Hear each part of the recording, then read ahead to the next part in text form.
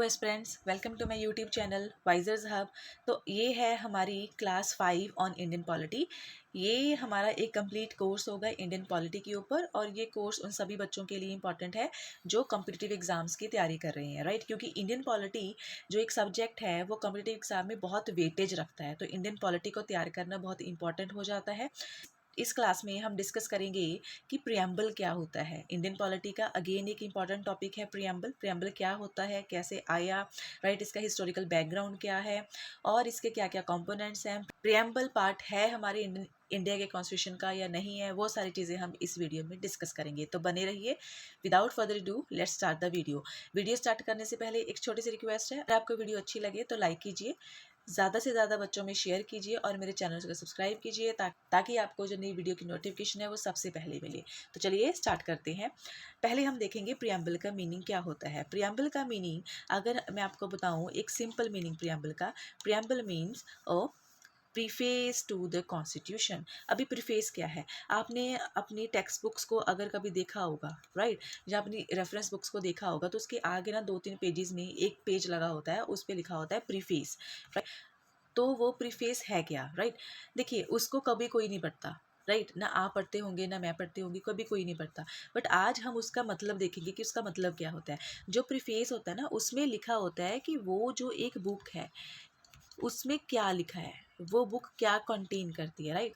वो बुक में कौन कौन से थॉट्स हैं, कौन से प्रिंसिपल्स हैं, कौन से कंपोनेंट्स हैं, वो बुक है किसके रिगार्डिंग, वो सारे सब्जेक्ट मैटर को बहुत ही ब्रीफ में डिस्क्राइब किया जाता है प्रीफेस में। प्रीफेस में क्या दिखा जाता है कि जो ये पूरी की पूरी बुक है उसमें कौन कौन से कंपोनेंट्स हैं, क्या क्या आइडियाज़ डिस्कस किए गए हैं, वो एक बुक है किस चीज़ के रिगार्डिंग। तो वो सारी चीज़ें एक प्रीफेस में एक ब्रीफ इंट्रोडक्शन के रूप में लिखी जाती हैं। तो सेम वे है हमारा प्रियम्बल। प्रियम्बल भी क्या है, प्रीफेस है हमारे कॉन्स्टिट्यूशन का। जैसे मैंने आपको बताया कि एक बुक की इंट्रोडक्शन होती है, एक ब्रीफ इंट्रोडक्शन होती है कि बुक में आपको क्या पढ़ने के लिए मिलेगा। सेम वे एक कॉन्स्टिट्यूशन में आपको क्या पढ़ने को मिलेगा, वो हमें कहाँ से पता चलता है, प्रियम्बल से। या हम ऐसा भी बोल सकते हैं कि preamble contains the summary, preamble contains the summary of the constitution. जो हमारा कॉन्स्टिट्यूशन है उसकी पूरी की पूरी समरी, उसको समराइज फॉर्म में अगर हमने पढ़ना है तो हम पढ़ सकते हैं प्रियम्बल को, राइट। अगर हम प्रियम्बल की बात करें, प्रियम्बल का आइडिया कहाँ से आया, तो सबसे पहले जो हमें प्रियम्बल का आइडिया था वो आया है अमेरिकन कॉन्स्टिट्यूशन से। American constitution was the first constitution जिसमें प्रियम्बल को सबसे पहले लिखा गया था। वहीं से बहुत सारी कंट्रीज़ ने ये आइडिया लिया प्रियम्बल को इंक्लूड करने का अपनी कॉन्स्टिट्यूशन में, और India is one of that country. और इंडिया ने भी अमेरिकन कॉन्स्टिट्यूशन से इंस्पिरेशन लेके प्रियम्बल को ऐड किया है अपने इंडिया के कॉन्स्टिट्यूशन में, राइट। सेकेंडली, हमारे जो इंडिया का कॉन्स्टिट्यूशन है वो पहले बनकर तैयार हुआ, और जब ये कॉन्स्टिट्यूशन बन के तैयार हुआ उसके बाद लास्ट में एंड में प्रियम्बल को ऐड किया गया। ये भी एक क्वेश्चन आ जाता है कॉम्पिटिटिव एग्जाम में कि preamble was added earlier than the constitution made, और या बाद में ऐड किया गया। तो मैं आपको बता दूं, preamble was the last item added to the constitution.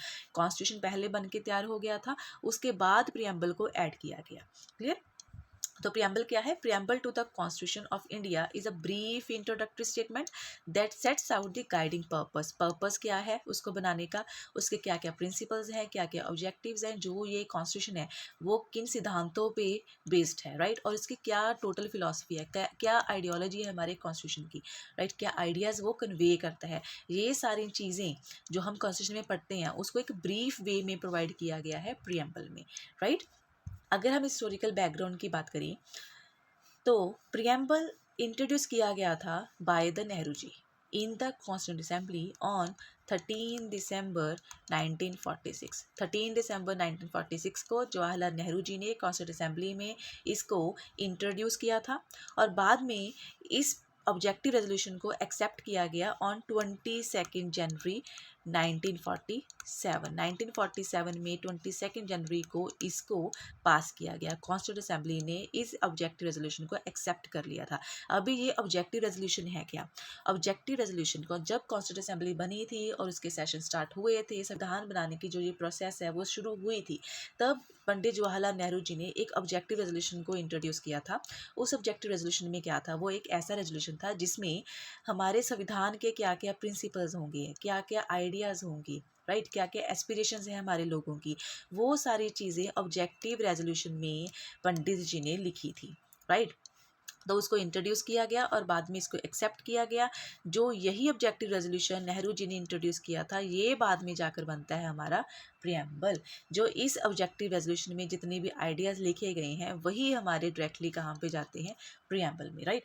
तो जो हमारे इंडिया का प्रियम्बल है वो बेस्ड है on the objective resolution being passed by the Constituent Assembly on 22 January 1947, right.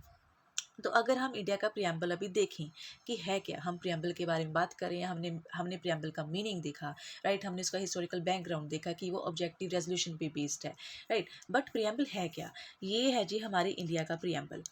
The constitution of India, उसका ये प्रियम्बल है। प्रियम्बल क्या कहता है, we the people of India having solemnly resolved to constitute India into a sovereign, socialist, secular, democratic republic, and to secure to all its citizens justice, social, economic, and political liberty of thought, expression, belief, faith, and worship, equality of status and opportunity, and to promote among them all fraternity, assuring the dignity of the individual and the unity and integrity of the nation.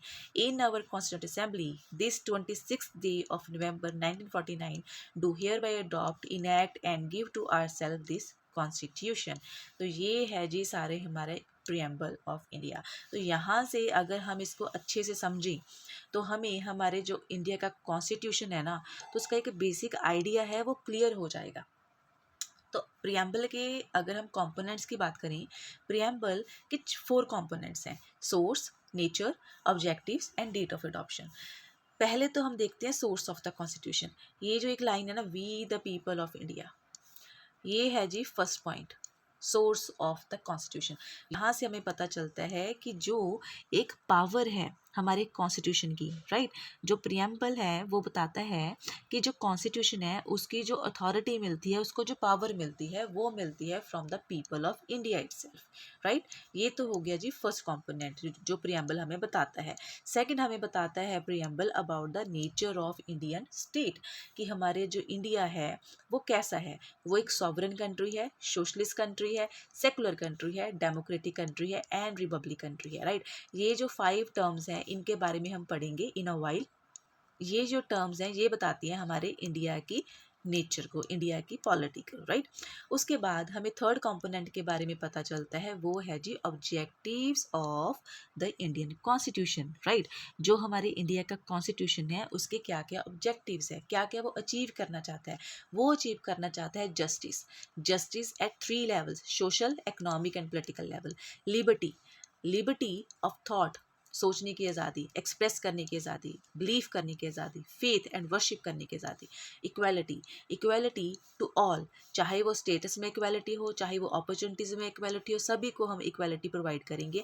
And fraternity, a feeling of brotherhood among them all, जितने भी भारत के citizens हैं, individuals हैं, उन सब में हमने fraternity की जो एक भावना है उसको प्रमोट करना।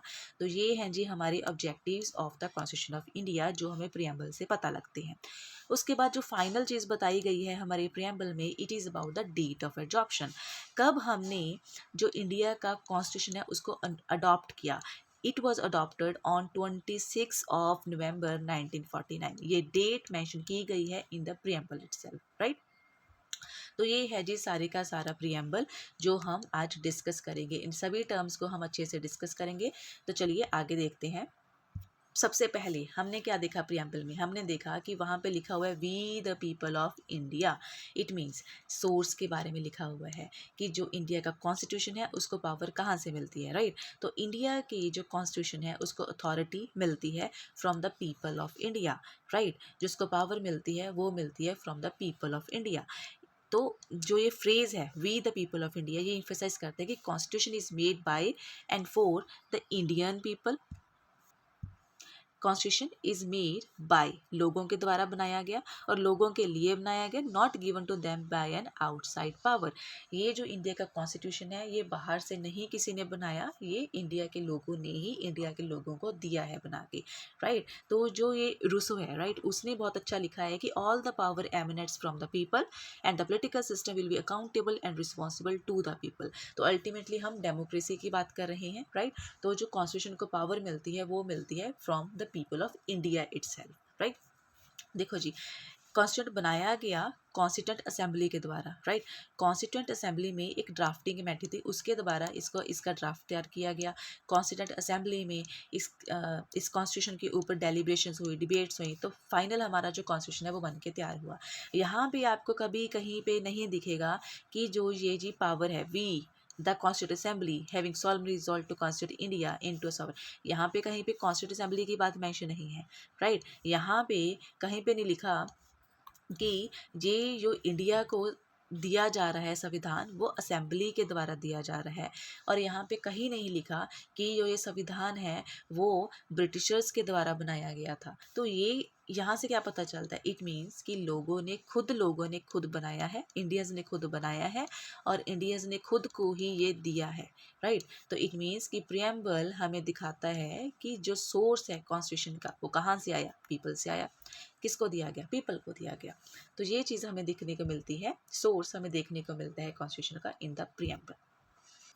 तो अभी हम देखेंगे नेचर ऑफ इंडियन स्टेट, हमारे जो इंडिया का स्टेट है वो कैसा है। हमने प्रियम्बल में देखा कि 5 टर्म्स वहाँ पे मेंशन है, sovereign, socialist, secular, democratic and Republic. In 5 terms को हम धीरे धीरे एक एक करके एक्सप्लेन करेंगे और समझेंगे कि इनका मतलब क्या है, राइट। तो पहले हम देखेंगे सॉवरन को, सॉवरन का मतलब क्या होता है, राइट। तो इसमें लिखा गया है कि जो हमारा जो इंडिया है ना वो एक सॉवरन कंट्री होगा।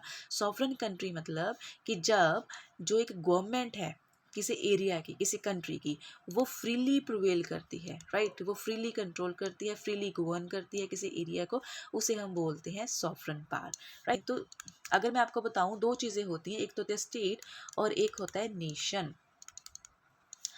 एक नेशन स्टेट का बनता है और एक स्टेट नेशन का बनती है।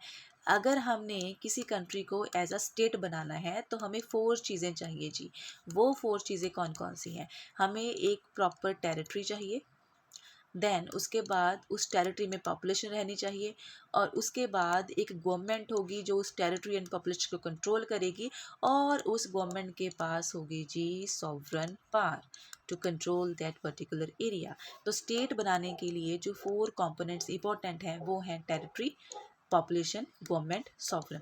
अगर ये तीनों चीज़ें हैं और उस गवर्नमेंट के पास सॉवरेनिटी नहीं है, देन इट मीन्स वो गवर्नमेंट एक स्टेट नहीं है, वो एक डोमिनियन है, वो किसी के अंडर काम कर रही है, ठीक है। But once the country get this sovereignty, जब एक कंट्री को सॉवरेनिटी मिल जाती है, जब एक कंट्री सॉवरन हो जाती है, तो वो एक फुल फ्लेज स्टेट बन जाती है।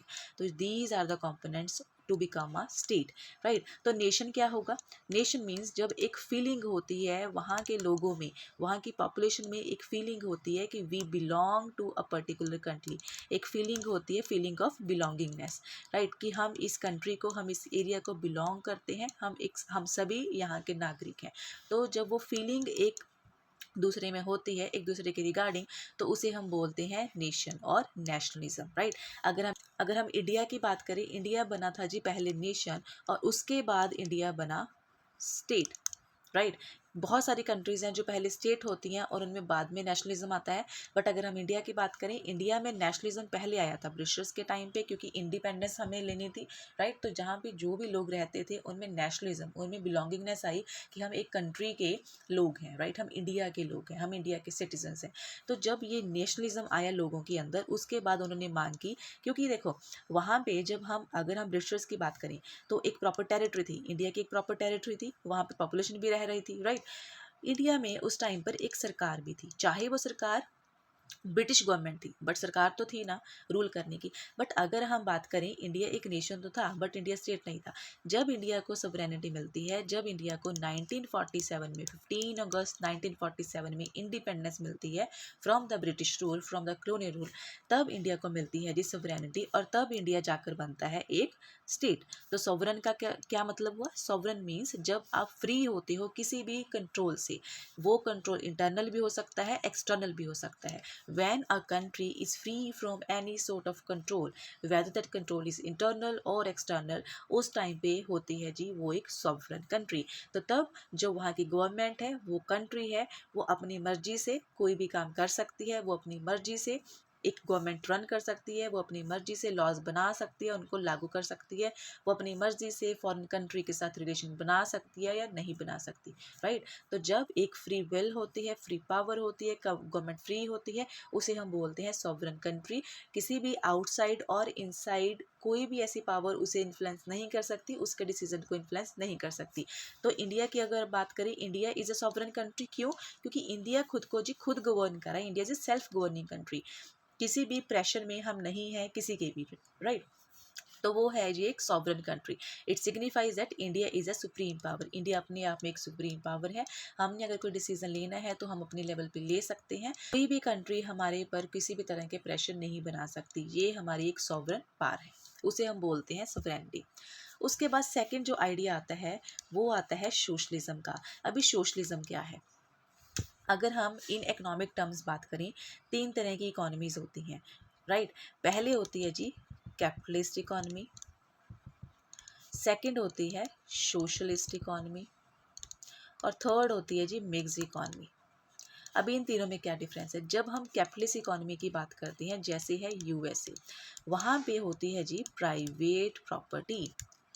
प्राइवेट प्रॉपर्टी, गवर्नमेंट का, स्टेट का रिसोर्सेज ऑफ प्रोडक्शन पे कंट्रोल नहीं होता, उसे हम बोलते हैं कैपिटलिस्ट इकोनॉमी। जब जितने भी सोर्सेज ऑफ प्रोडक्शन हैं उनको कंट्रोल किया जाता है किसी एक स्टेट के द्वारा, एक गवर्नमेंट के द्वारा, उसे हम बोलते हैं socialist country. But when both private sector and public sector को एग्जिस्ट, जब दोनों के दोनों एग्जिस्ट करते हैं, when the country has features of capitalist economy plus the features of socialist economy, जब दोनों के दोनों फीचर्स हमें कहीं सिस्टम में मिलती हैं तो उस इकोनॉमी को हम बोलते हैं मिक्स इकोनॉमी। तो हुए जी हमारे तीन कंसेप्ट ऑफ इकोनॉमिक्स की कितनी तरह की इकोनॉमीज होती हैं। कैपिटलिस्ट इकोनॉमी जहाँ पे सिर्फ प्राइवेट सेक्टर होता है, सोशलिस्ट इकोनॉमी जहाँ पे सिर्फ पब्लिक सेक्टर होता है, गवर्नमेंट होती है, राइट, और मिक्स इकोनॉमी जहाँ पे public sector and private sector दोनों ही को एग्जिस्ट करते हैं। तो अगर हम इंडिया की बात करें, इंडिया को माना गया है जी सोशलिस्ट कंट्री। तो सोशलिज्म अगर हम बोलें एक इकोनॉमिक फिलोसफी है। मैंने आपको अभी बताया कि ये एक इकोनॉमिक कंसेप्ट है, यहाँ पर जो प्रोडक्शन होती है और डिस्ट्रीब्यूशन होती है गुड्स एंड सर्विसेज की, वो स्टेट के अंदर होती है, वो स्टेट के कंट्रोल में होती है।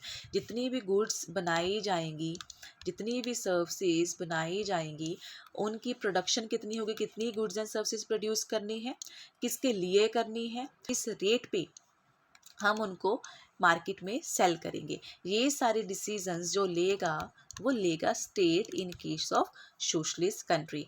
जब सारे के सारे रिसोर्सेज, सारे के सारे गुड्स एंड सर्विसेज की प्रोडक्शन एंड डिस्ट्रीब्यूशन एक स्टेट के द्वारा कंट्रोल की जाती है तो उसे हम बोलते हैं एक सोशलिस्ट कंट्री। एंड यहाँ पे अबॉलिश किया जाता है प्राइवेट प्रॉपर्टी को। जितनी भी प्रॉपर्टी होगी वो सारी स्टेट के अंदर होगी, ना कि प्राइवेट पर्सन के हाथ में, राइट। तो इसे हम बोलते हैं कम्युनिस्ट सोशलिज्म, राइट। तो इंडिया को हमने बोला कि इंडिया सोशलिस्ट कंट्री है, बट सोशलिज्म भी दो तरह का होता है। फर्स्ट है जी हमारा कम्युनिस्ट सोशलिज्म जो हमने अभी डिस्कस किया। सेकंड है हमारा डेमोक्रेटिक सोशलिज्म जो कि इंडिया का ब्रांड है सोशलिज्म का। तो ये डेमोक्रेटिक सोशलिज्म जो इंडिया की फीचर है, इसका क्या मतलब है? इसका मतलब हम बिलीव करते हैं मिक्स्ड इकोनॉमी में। यहाँ पे पब्लिक सेक्टर भी और प्राइवेट सेक्टर दोनों के दोनों को एग्जिस्ट करेंगे। जो ये वर्ड सोशलिस्ट ऐड किया गया था वो 42nd अमेंडमेंट से 1976 में ऐड किया गया था इन द प्रीएम्बल। तो अभी ये 1976 में ऐड किया गया था वर्ड सोशलिस्ट। इसका मतलब ये कि पहले हमारी कंट्री सोशलिज्म बिलीव नहीं करती थी? रॉन्ग। हमारा जो इंडिया है वो शुरू से ही सोशलिस्ट, वो शुरू से ही एज अ सोशलिस्ट कंट्री था, राइट। वो था इम्प्लिसिट, राइट। संविधान में बहुत सारी प्रोविजंस हैं जिससे हमें पता चलता है कि जो हमारा इंडिया है वो एक सोशलिस्ट कंट्री था और है भी। बट इसको एक्सप्लिसिट खुले में जब लिखा गया कि yes India is a socialist country, जो ये वर्ड ऐड किया गया वो 42nd अमेंडमेंट से ऐड किया गया। बट इसका मतलब ये नहीं कि पहले हम सोशलिस्ट नहीं थे, पहले भी इंडिया सोशलिस्ट था। ये हमें कहाँ से पता चलता है कि इंडिया सोशलिस्ट कंट्री शुरू से ही था? क्योंकि हमारे संविधान में जी ऐड किए गए हैं डीपीएसपीज, जिसके बारे में हम आगे वीडियोस में देखेंगे। डीपीएसपीज क्या है? DPSPs directive principles of state policy.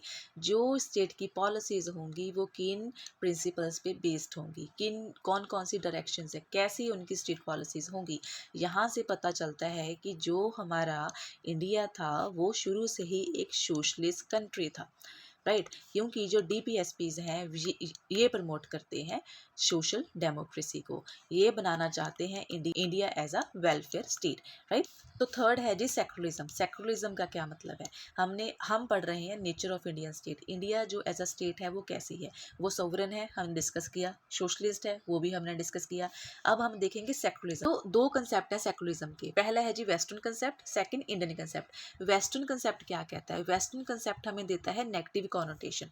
Negative connotation means there is no relation between politics and religion. Religion अपने एरिया में अपने हिसाब से काम करेगा, पॉलिटिक्स अपने एरिया में अपने हिसाब से काम करेगी।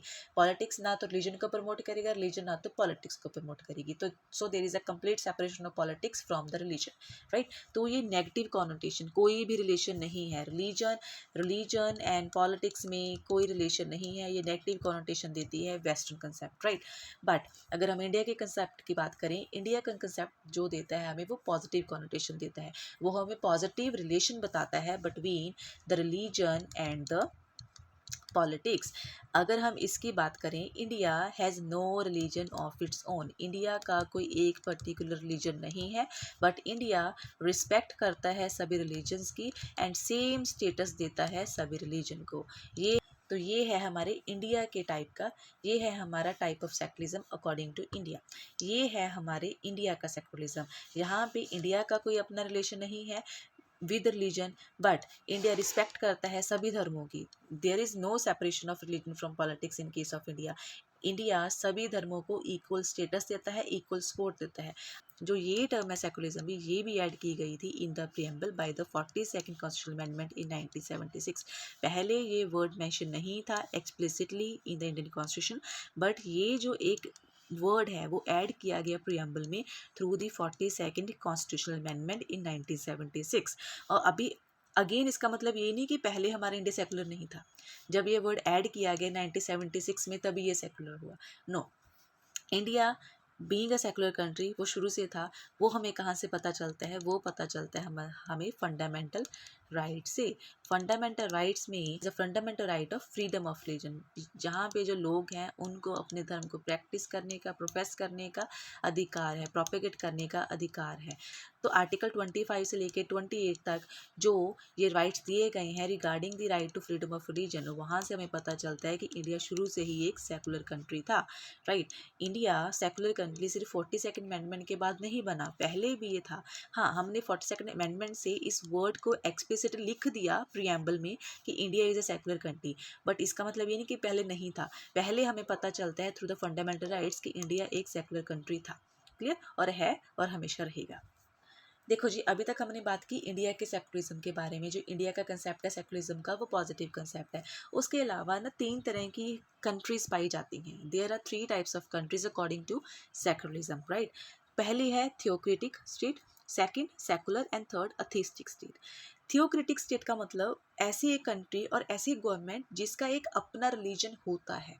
फॉर एग्जाम्पल पाकिस्तान, पाकिस्तान का एक अपना रिलीजन है, राइट। तो सेम वे बहुत सारी कंट्रीज हैं इन द वर्ल्ड जिनका एक अपना रिलीजन है। तो अभी आपका ये होमवर्क होगा, आपने देखना है कि कौन कौन सी कंट्रीज हैं ऐसी जिनका अपना एक रिलीजन है, राइट।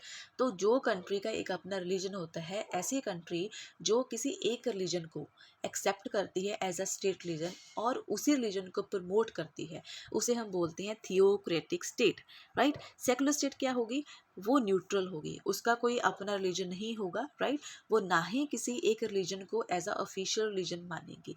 तो वो कंट्री यहाँ पर रिलीजन और पॉलिटिक्स का कोई रिलेशन नहीं होता, उसे हम बोलते हैं सेकुलर कंट्री। बट अथीस्टिक स्टेट क्या होगी, अथीस्टिक स्टेट, अथीस्ट हम किसे बोलते हैं, one who doesn't believe in God, जो भगवान में बिलीव ही नहीं करता, राइट। तो ऐसी कंट्री जो रिलीजन को मानती ही नहीं, रिलीजन के कंसेप्ट को ही नकारती है, वो बोलती है कि रिलीजन कुछ नहीं होता जी, राइट। तो वैसी कंट्री को हम बोलते हैं अथीस्टिक स्टेट, जो रिलीजन को ही नहीं मानती, वो एंटी रिलीजन प्रैक्टिसेस फॉलो करती है, ठीक है। वो किसी के रिलीजन को नहीं मानेगी और अगर कोई रिलीजन होगा भी तो उसे अप्रेस किया जाएगा। ऐसी कंट्री को हम बोलते हैं अथीस्टिक स्टेट। तो 3 तरह की स्टेट होती हैं in terms of religion, theocratic जिसका अपना एक रिलीजन होगा, सेकुलर जिसका अपना कोई रिलीजन नहीं होगा, थर्ड जो रिलीजन के कंसेप्ट को मानती ही नहीं, उसे हम बोलते हैं अथीस्टिक स्टेट, राइट।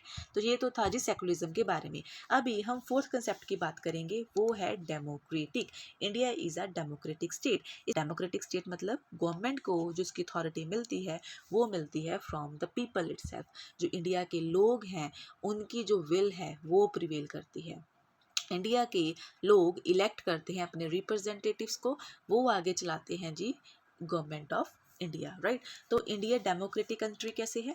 डेमोक्रेटिक कंट्री ऐसे है कि इंडिया की जो ये कंट्री है, जो ये गवर्नमेंट है, वो चलती है on the will of the people itself. तो डेमोक्रेसी का मतलब क्या है? डेमोक्रेसी जब सुप्रीम पावर जो होती है डिसीजन मेकिंग की, वो लोगों के हाथों में होती है, ना कि एक पर्सन के हाथ में, बट कि जो भी लोग रह रहे हैं, जो भी पॉपुलेशन किसी एरिया में रह रही है, उसके पास जब एक सुप्रीम पावर है, उसे हम बोलते हैं डेमोक्रेसी, कोई डिसीजन लेने की, राइट।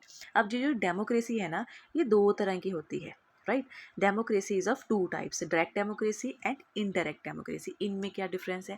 देखो जी, डायरेक्ट डेमोक्रेसी का मतलब कि जब लोग खुद ही एक्सेस करते हैं सुप्रीम पावर को, उसे हम बोलते हैं डायरेक्ट डेमोक्रेसी। कोई डिसीजन लेना है, जितने भी पॉपुलेशन है उस कंट्री की, वो सभी अपनी वोट्स देंगे, राइट, डायरेक्टली अपनी वोट्स देंगे और एक डिसीजन लिया जाएगा, उसे हम बोलते हैं डायरेक्ट डेमोक्रेसी। अभी जो ये डायरेक्ट डेमोक्रेसी है, उसको चलाने के लिए 4 डिवाइसेस की ज़रूरत पड़ती है। 4 डिवाइसेस कौन से हैं? Referendum, initiative, recall and plebiscite.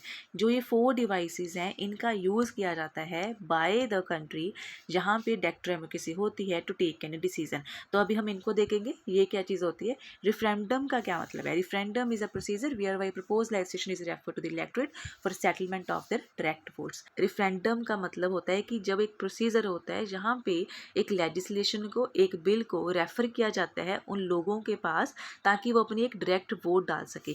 देखो, इसमें क्या होता है कि अगर कोई लॉ है, हमने देखना है कि वो लॉ बनाया या नहीं बनाया जाए, राइट। तो उस पर होगी वोटिंग, राइट। तो उस पर होगी वोटिंग येस और नो की, कि क्या ये लॉ आना चाहिए या नहीं आना चाहिए। तो जब डायरेक्टली लोग अपनी वोट डालेंगे उसके फेवर में या उसके अगेंस्ट, तब वो एक लेजिस्लेशन बनकर आएगी।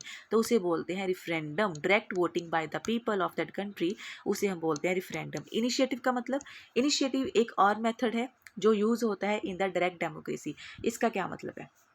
इनिशिएटिव मीन्स जब people can propose a bill to legislature for enactment. जब पीपल चाहेंगे कि ऐसा कोई बिल आना चाहिए, जो ये लेजिस्लेचर है, यहाँ पे लॉज बनाए जाते हैं, उनको वहाँ के लोग खुद जाकर बोलेंगे कि ऐसा एक लॉ लेकर आओ, राइट। तो एक बिल इंट्रोड्यूस किया जाएगा directly by the people of that country, तो वो होता है मेथड ऑफ इनिशिएटिव। थर्ड है रिकॉल। इसका मतलब जब कोई ऐसा रिप्रेजेंटेटिव चूज़ किया गया था, राइट, पीपल के द्वारा। देखो जी, ये कंट्री है और इस कंट्री में जो भी लोग हैं वो डिसाइड करते हैं कि हमारा एक रिप्रेजेंटेटिव होगा, क्योंकि हर डिसीज़न में हम सभी वोट नहीं कर सकते। तो ये अगर अपना रिप्रेजेंटेटिव चूज़ करेंगे, तो अगर वो रिप्रेजेंटेटिव इन्होंने चूज़ किया और वो अच्छा काम नहीं कर रहा, तो लोग डायरेक्टली इस रिप्रेजेंटेटिव को हटाएंगे उसकी जॉब से, उसको रिमूव करेंगे। तो जब ये इस रिप्रेजेंटेटिव को वापस बुलाते हैं, आप अपनी जॉब छोड़ दो क्योंकि आपने अपनी ड्यूटीज़ अच्छे से नहीं की, तो आप अपनी जॉब छोड़ दो और वापस आ जाओ, तो उसे बोलते हैं रिकॉल। ये भी एक इम्पॉर्टेंट मेथड है डायरेक्ट डेमोक्रेसी का। फोर्थ है प्लेबिसाइड।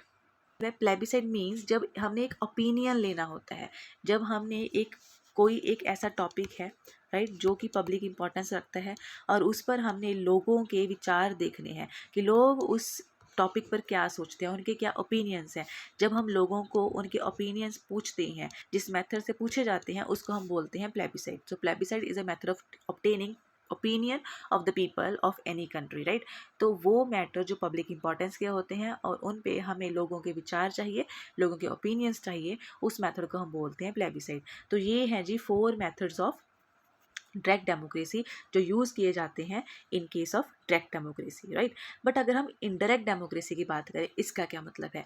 इनडायरेक्ट डेमोक्रेसी का मतलब है when the representatives are elected by the people and they representatives and the representative exercise the supreme power, right।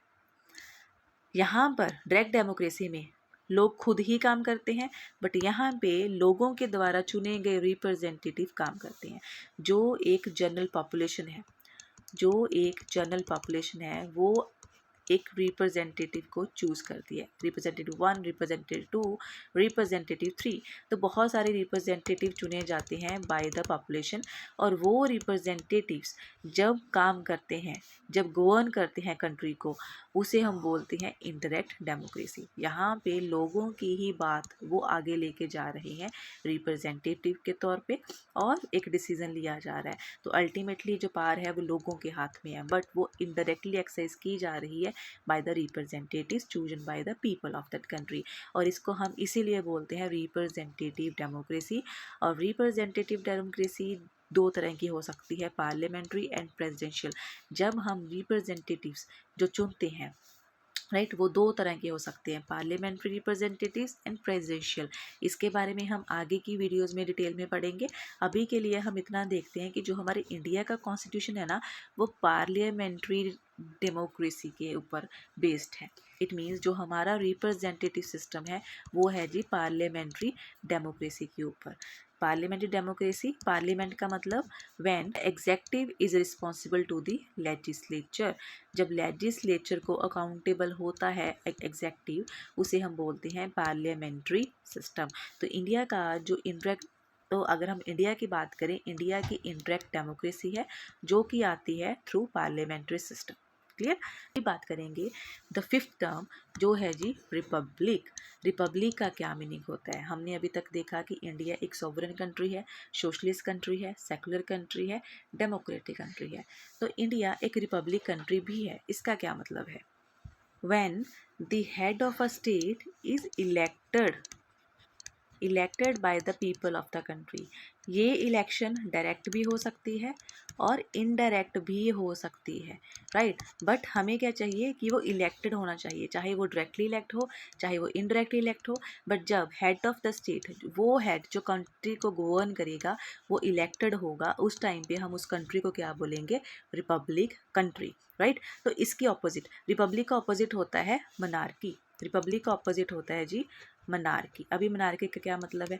आपने वो सुना ही होगा, राजा का बेटा राजा बनेगा। इसका क्या मतलब है कि जब कोई एक बार किंग बन गया तो उसका जो आगे सन होगा वो किंग बनेगा, तो इस सन का भी जो आगे सन होगा वो किंग बनेगा। इट मीन्स राजा का बेटा राजा बनेगा, ठीक है। तो यही है एक सिस्टम ऑफ मनार्की जो बहुत सारी कंट्रीज़ में पहले भी प्रिवेल करता था और अभी भी प्रिवेल करता है।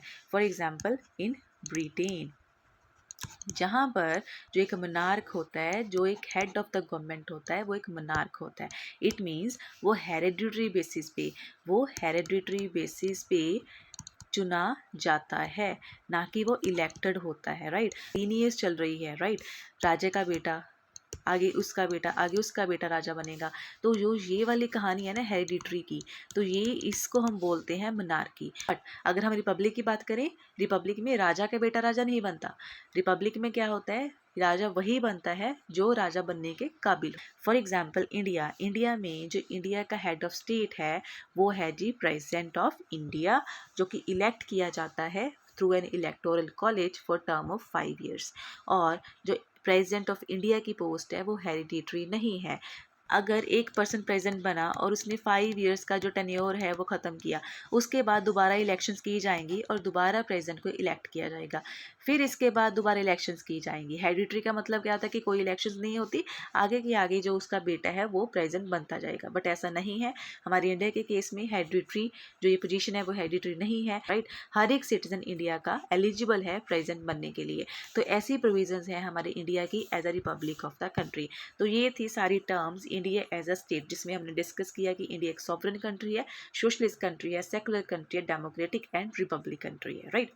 अभी और प्रियम्बल में क्या चीज़ लिखी है? प्रियम्बल में मेंशंस है ऑब्जेक्टिव्स, कि हमारे जो इंडिया का कॉन्स्टिट्यूशन है उसके क्या क्या ऑब्जेक्टिव्स होंगे। उसके ऑब्जेक्टिव्स हमने देखे कि जस्टिस प्रोवाइड करना social, economic and political level पे, इक्वालिटी प्रोवाइड करना, liberty of thought, expression, belief, faith and worship and fraternity provide करना। ये सारे ऑब्जेक्टिव्स हैं हमारे कॉन्स्टिट्यूशन के, जो कि प्रोवाइड किए गए हैं in the preamble in very brief summary, right. तो अगर हम जस्टिस की बात करें, जो ये तीनों आइडल्स हैं, सोशल, इकोनॉमिक एंड पॉलिटिकल, ये लिए गए हैं from the Russian revolution. Same way जो ये फ्रेटर्निटी का आइडिया आया था, जो ये लिबर्टी का, इक्वालिटी का आइडिया आया था, ये तीन आइडियाज़ हमें मिले थे, ये मिले थे जी हमें फ्रेंच रेवोल्यूशन से। जस्टिस का आइडिया मिला रशियन रेवोल्यूशन से, ये भी क्वेश्चन आता है। और उसके बाद इक्वालिटी, लिबर्टी, फ्रेटर्निटी का जो हमें आइडिया आता है वो आता है फ्रेंच रेवोल्यूशन से। ये भी कॉम्पिटिटिव एग्जाम्स में क्वेश्चन पूछा जाता है, सीधे सीधे पूछ लिया जाता है कि फ्रेंच रेवोल्यूशन से हमने कौन कौन सी आइडल्स लिए हैं। वो लिए हैं इक्वालिटी, लिबर्टी, फ्रेटर्निटी।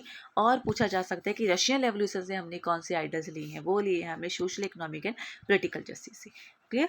तो अभी हम इनको ही अच्छे से डिस्कस करेंगे। अब हम अगर बात करें सोशल जस्टिस की, जब एक सोसाइटी में, सोशल का मतलब है सोसाइटी, जब एक सोसाइटी में रहने वाले लोगों के साथ कोई किसी तरह का भेदभाव नहीं किया जाता और सभी को उस सोसाइटी में रहने का हक होता है, राइट? और it means absence of privileges being extended to any particular section of society.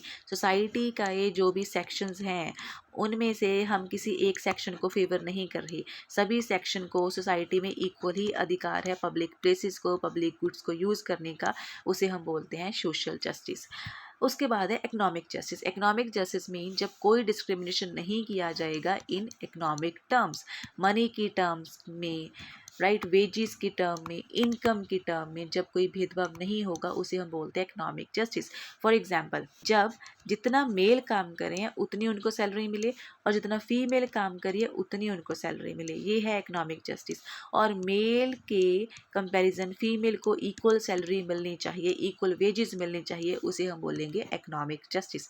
तो इकोनॉमिक जस्टिस मीन्स कोई डिस्क्रिमिनेशन नहीं होगा जेंडर के बेसिस पे, कास्ट के बेसिस पे, क्रीड के बेसिस पे, राइट, रिलीजन के बेसिस पे, और सबको equal opportunities, equal economic opportunities दी जाएंगी इन अ सोसाइटी, उसे हम बोलेंगे इकोनॉमिक जस्टिस।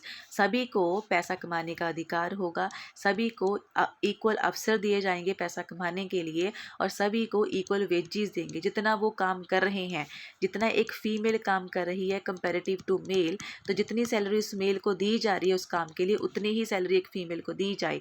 ये होता है इकोनॉमिक जस्टिस का कंसेप्ट। उसके बाद है जी political justice. Political justice means जो पॉलिटिक्स में, राइट, एक पॉलिटी में जब सभी को अधिकार है पार्टिसिपेट करने का। For example, there is a right to vote. हमारे इंडिया में क्या है? यूनिवर्सल एडल्ट फ्रेंचाइज है, यूनिवर्सल एडल्ट फ्रेंचाइज है। इसका क्या मतलब है? इसका मतलब कि जितने भी लोग इंडिया में रह रहे हैं, once they attain the age of 18 years, तब वो वोट डालने के लिए तैयार है, राइट? तो इट मीन्स कि ये है political justice, a form of political justice. Political affairs में, कंट्री के पॉलिटिकल अफेयर्स में सभी को पार्टिसिपेट करने का अधिकार है, सभी को अपनी वॉइस रखने का, सभी को पॉलिटिकल ऑफिसेज में काम करने का अधिकार है। तो वो अधिकार होता है जी पॉलिटिकल जस्टिस का। अभी हम बात करेंगे एक और ऑब्जेक्टिव की, जो है इक्वालिटी। इक्वालिटी का क्या मतलब है? इक्वालिटी मतलब कि जब हर एक सेक्शन के पास इक्वल प्रिविलेजेस होंगी, जब आप सोसाइटी के जो सभी सेक्शंस हैं उनको इक्वल अपॉर्चुनिटीज़ प्रोवाइड करते हो, वो होता है जी इक्वालिटी, राइट?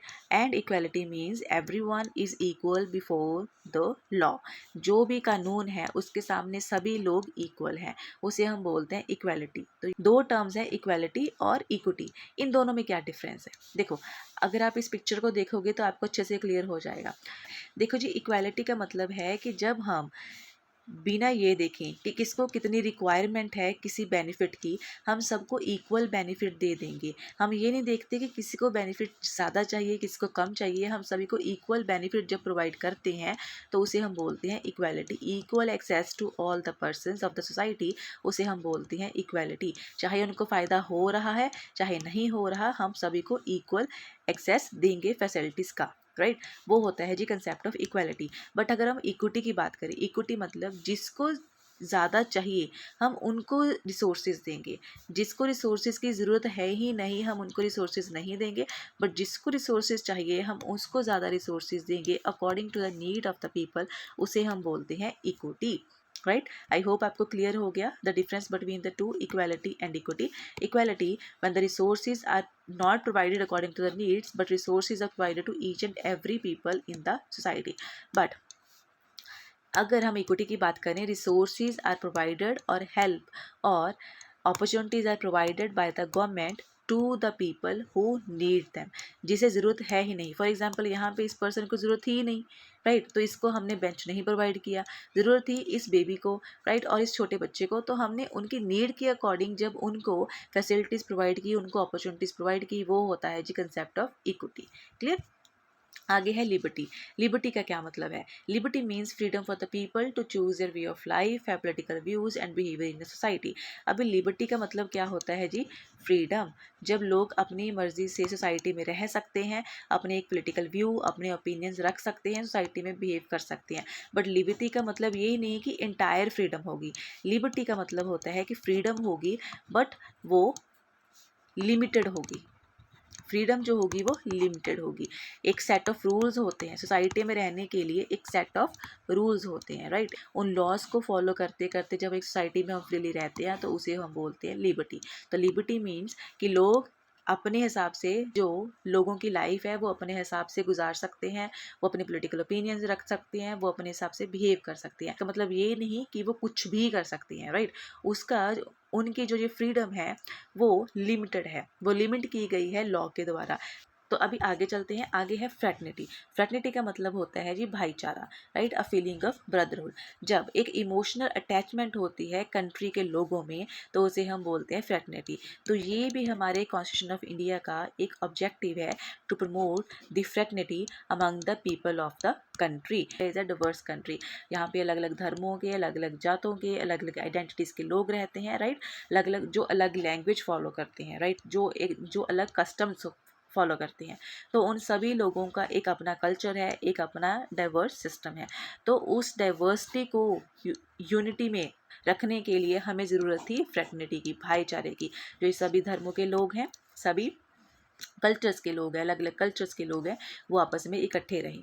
तो ये है जी a concept of fraternity, right. उसके बाद आता है डेट ऑफ अडॉप्शन। मैंने आपको बताया कि जो हमारे इंडिया का कॉन्स्टिट्यूशन है वो अडॉप्ट किया गया ऑन 26 नवंबर 1949 को, राइट।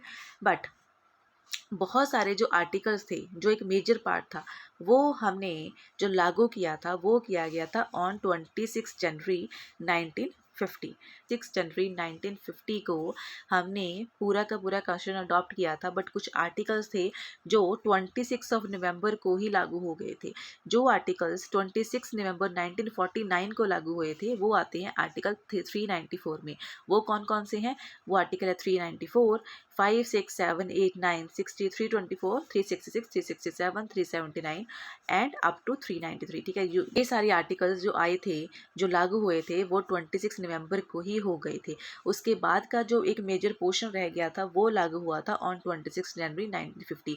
अभी क्वेश्चन आता है कि जब हमने लिखा था संविधान, हमने अडॉप्ट किया था 26 नवंबर को, तो हमने 26 जनवरी को ही क्यों लागू किया? हमने 26 नवंबर को क्यों नहीं लागू किया? इसका रीज़न ये है क्योंकि जो 26 जनवरी है उसका एक हिस्टोरिकल बैकग्राउंड है। इन द ईयर 1930 जब इंडियन नेशनल कांग्रेस ने पूर्ण स्वराज की मांग की थी, कंप्लीट इंडिपेंडेंस की मांग की थी, तो वो की गई थी इन 1930 by the Indian national Congress. इसलिए हमने इतने ऑस्पिशियस डे को ही अपने भारत का संविधान है वो लागू किया है। उसके बाद है जी एक इम्पॉर्टेंट कंसेप्ट ऑफ प्रियम्बल, वो है अमेंडेबिलिटी। क्या अगर हम बात करें प्रियम्बल की, ये सिर्फ एक बार ही अभी तक अमेंड किया गया है। वो अमेंड किया गया था through the 42nd amendment in 1976, जिसमें 3 न्यू वर्ड्स ऐड किए गए थे, सोशलिस्ट, सेकुलर एंड इंटेग्रिटी। ये 3 वर्ड ऐड किए गए थे in the preamble of the constitution through 42nd amendment in 1976। अभी तक सिर्फ एक ही बार प्रियम्बल को अमेंड किया गया है। केशवानंद भारती केस में सुप्रीम कोर्ट ने बोला था कि प्रियम्बल को चेंज किया जा सकता है, preamble can be amended but without disturbing the basic structure of the preamble. Preamble amend किया जा सकता है अंडर आर्टिकल 368, बट इसका जो एक बेसिक स्ट्रक्चर है उसको हम अमेंड नहीं कर सकते। तो हमने क्या सीखा कि जो एक प्रियम्बल है is a part of the constitution, वो कॉन्स्टिट्यूशन का पार्ट है। क्योंकि वो कॉन्स्टिट्यूशन का पार्ट है, हम कॉन्स्टिट्यूशन को भी अमेंड कर सकते हैं, प्रियम्बल को भी अमेंड कर सकते हैं अंडर आर्टिकल 368। बट जो ये अमेंडेबिलिटी होगी ये उसके बेसिक स्ट्रक्चर को अफेक्ट नहीं करेगी। और अभी तक प्रियम्बल एक ही बार अमेंड किया गया है, द 42nd अमेंडमेंट 1976।